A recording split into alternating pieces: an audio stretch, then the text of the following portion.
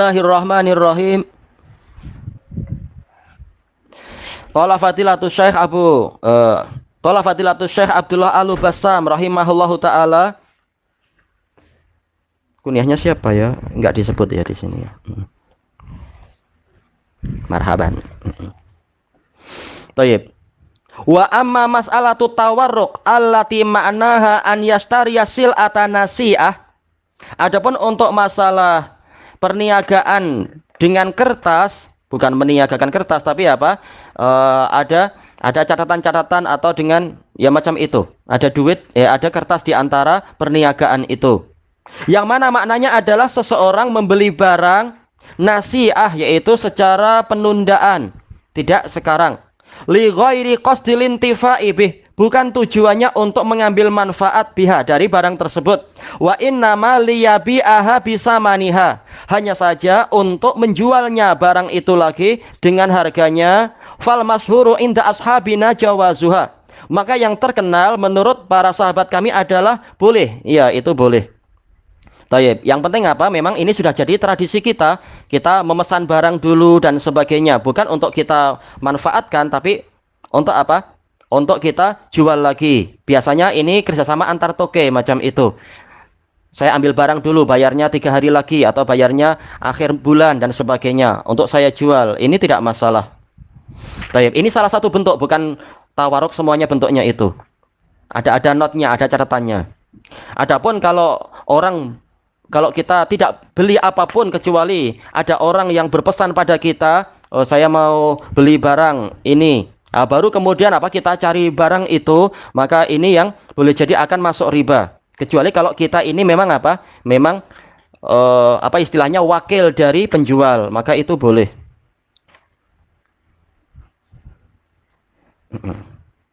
Kalau cash tidak masalah, tapi kalau dia ada utang piutang, maka ini jadi riba, kata Syekh Muhammad bin Hizam. Karena apa? Masuk dalam hadis apa itu? La yabi' ma laisa indak. Jangan engkau menjual sesuatu yang tidak engkau miliki. Baik. Kemudian disebutkan di sini wa kana Syekhuna Abdurrahman As-Sa'di yujizuha. Syekh kami Abdurrahman As-Sa'di membolehkannya. Wa yara umuma hadzal hadis yatanawaluha bil hil.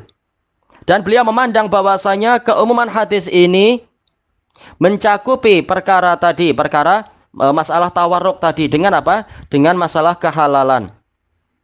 Wa qala fi ahadi kutubi, beliau berkata di salah satu kitabnya, li'annal mushtariya lam yabi'ha 'alal ba'i alaih. Karena si penjual karena si pembeli tidak menjual barang itu kepada si penjualnya lagi, tapi menjual ke orang lain. Kenapa anak kecil suka tanya kenapa? Memang fitrah manusia, itu istilah para pakar buku itu istilahnya curiosity, memang suka ingin tahu. Memang manusia seperti itu. Baik. Manakala fitrah manusia suka ingin tahu, maka kata Imam Ibnu Taimiyah rahimahullah, keinginan tahunya yang terbesar adalah ingin tahu siapa pencipta dia dan untuk apa. Dan semuanya ada jawaban dalam Quran. Selama 2 pertanyaan itu tidak terjawab, fitrahnya akan selalu masih terus memberontak dan mencari. Baik. Makanya banyak orang pindah-pindah agama baru dia akan tentram ketika menjumpai hidayah di dalam Al-Quran. Memang keinginan tahu itu selalu ada. Manusia memang macam itu. Dan itu bagus. Bismillahirrahmanirrahim. Qala Fadilatus Syekh Abdullah Al-Bassam rahimahullahu taala. Tayyib. Mana nih waqal kah? Waqal al makna alladzi li ajlihi hurrima riba. Dohirnya adalah Ibnul Qayyim masih menukilkan ucapan Ibnu Taimiyah. Ibnu Taimiyah mengatakan kenapa tawarruk itu haram, karena makna yang dengan sebab itulah riba diharamkan maujudun fiha bi'ainih, ada di dalam bai'ut tawarruk secara zatnya. Ma'aziyadatil kulfati bisyira'i wal bai' wal khasarati fiha, disertai dengan adanya pembebanan untuk membeli kemudian menjual dan kerugian di situ. Ya, membeli dengan harga, misalkan harga berapa itu? Dengan harga 1.000, tapi ternyata dia diwajibkan untuk segera menjual ke penjualnya yang tadi dengan harga 800. Sehingga apa? Sehingga dia sebenarnya itu rugi berapa? 200 dan semacam itu. Qal wal mani'una minal inah ja'aluha min babi dzara'iil muharramah. Tapi kalau bai'ul inah ma'ruf, dia adalah memang apa haram karena yang diinginkan bukan barangnya. Yang diinginkan adalah keuntungan dari hutang piutang itu. Barang cuma sekedar suri saja, sekedar bentuk yang dimunculkan di antara dua transaksi. Tayyib. Makanya para ulama yang lebih teliti dalam artian karena memang mereka berpendapat lain-lain di situ yang dirojihkan oleh siapa kemarin itu? Salah satu pendapat Imam Ahmad dan dirojihkan oleh Imam As-Sa'di adalah boleh kalau memang tidak inah di situ. Niatnya memang sekedar ingin beli barang, bukan untuk mencari hutangan dan yang satunya cari untung dari hutangan tadi, bukan. Ja'aluha min babi dzara'iil muharramah. Mereka menjadikan ini sebagai bagian dari dzara'i, yaitu sarana atau pengantar kepada perkara yang diharamkan. Sarana-sarana yang diharamkan. Waja'alul hadis, mereka menjadikan hadis ini mimba bil mutlak, masuk dalam bab mutlak alladzi yuqayyadu bisuwaril bai'is sahih, yang diikat dengan bentuk-bentuk jual beli yang sah. Lafadznya umum, boleh jual beli pola ini, tetapi apa? Diikat dengan hadis-hadis yang lain yang hanya membolehkan beberapa bentuk tertentu saja. Bai'ul inah haram. Walaisa mim babil am, tidak masuk dalam bab yang umum. Alladzi yashmalu kulla suratin lil bai', yang mencakup segala bentuk jual beli.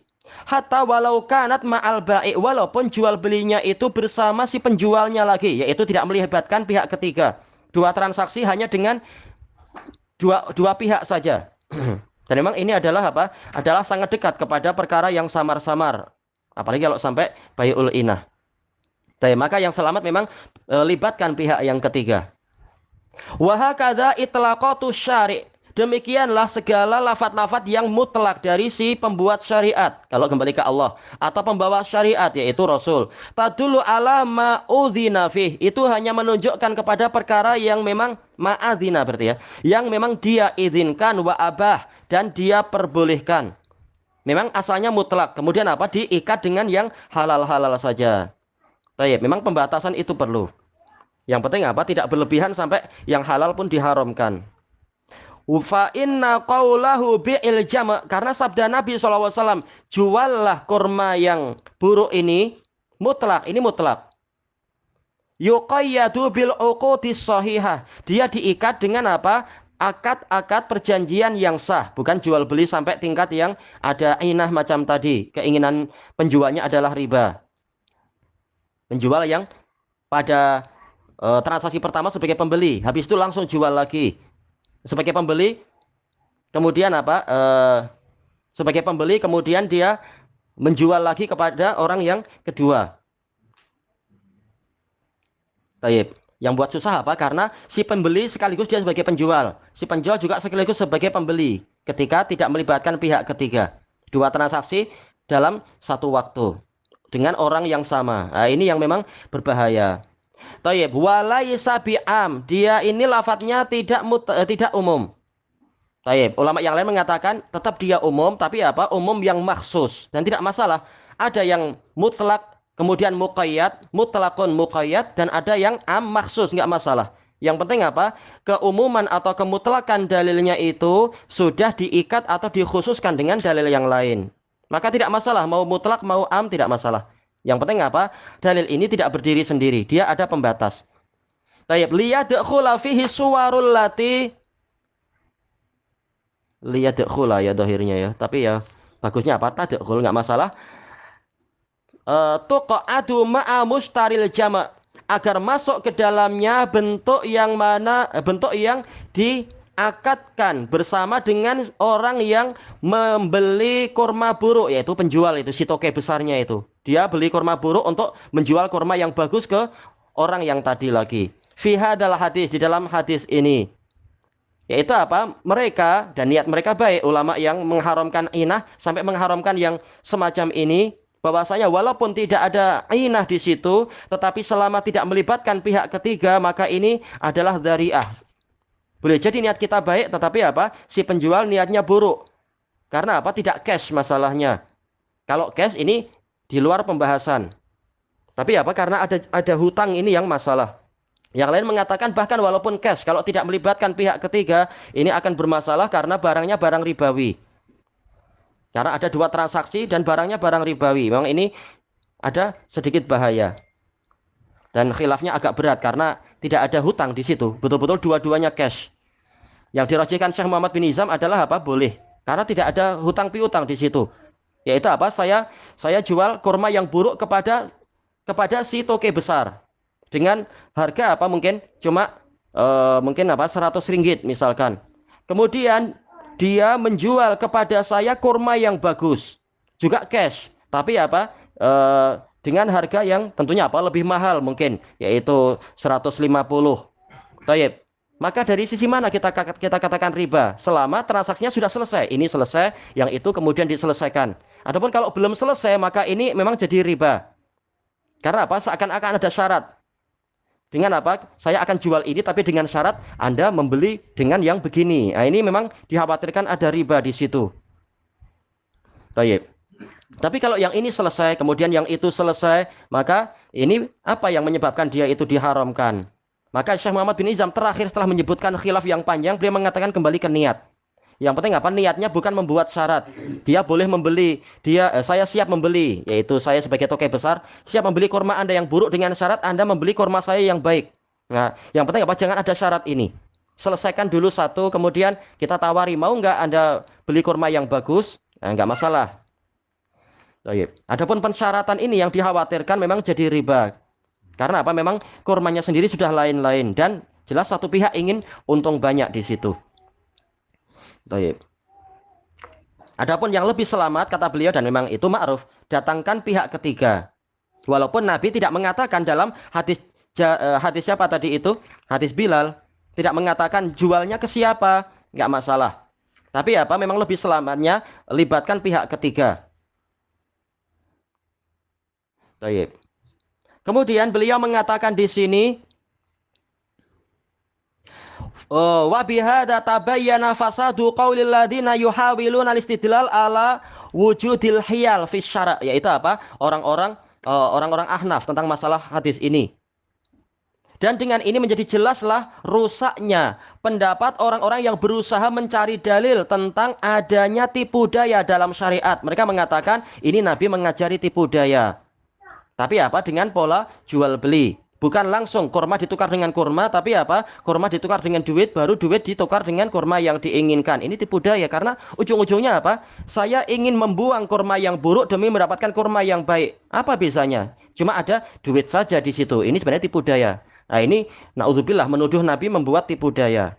Dan ini keliru besar. Karena apa? Jual belinya sah. Yang penting apa? Tidak ada pensyaratan.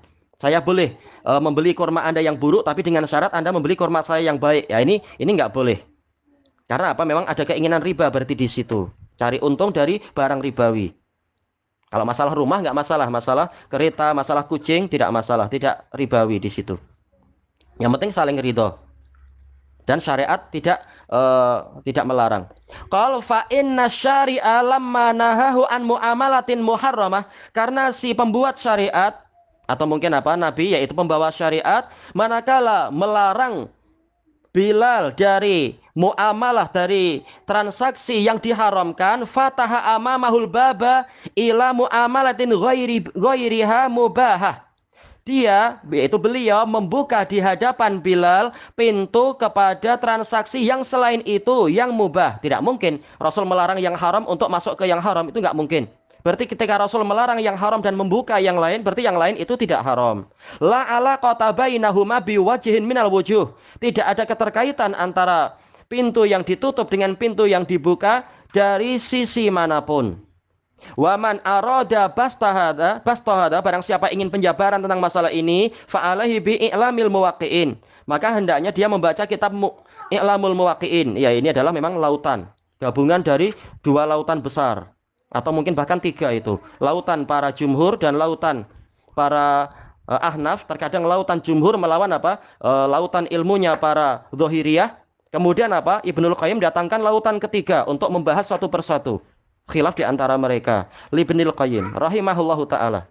Tayyib ilahuna wallahu a'lam. Subhanakallahumma wa bihamdika la ilaha illa anta astaghfiruka wa atubu ilaik. Walhamdulillahi rabbil alamin. Jazakumullah khairan.